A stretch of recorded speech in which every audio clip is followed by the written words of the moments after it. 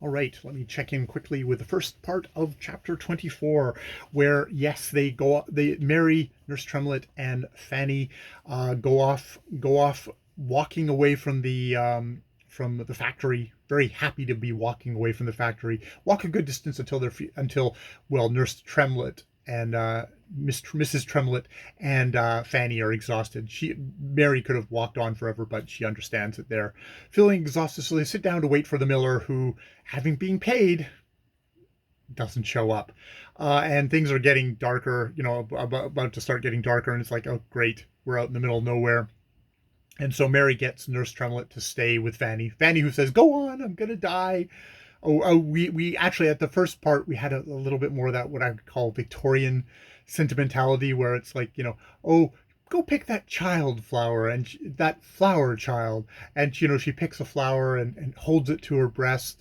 Fanny does, and it's like, it's like, oh, it's deep. There's deep feeling there, and it's like, it's definitely Victorian. You can see the Victorian illustration of poor little ragged Fanny holding a beautiful flower to her breast.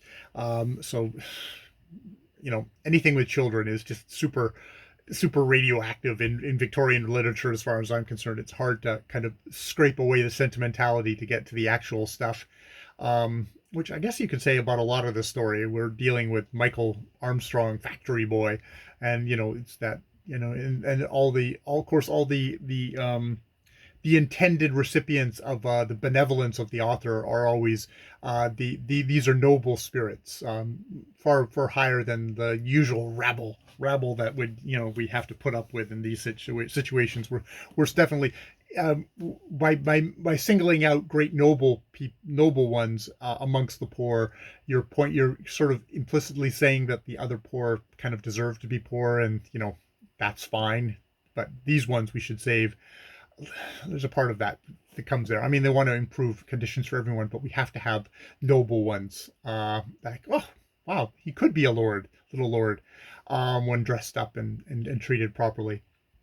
Not, but other ones, no, that would be impossible. But yeah, so Mary leaves them and is gone off to try and find her way, to find some inhabitants. She can't find anything around because this is super isolated. She's decided she's going to make for the high road, and she goes up onto a high place. I think it's kind of like a burial mound before, churchyards, yard wide, I think is what they say.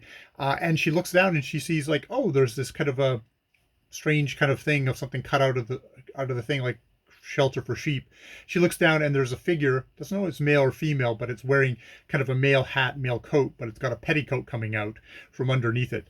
And she's light step among the matted tufts of coarse vegetation. She's able to come about it, and hears a voice, though harsh and aged, says, "There goes another day, and the silly soul has got to wait for another." So I think this is going to be the noble shepherdess, amongst the wilderness.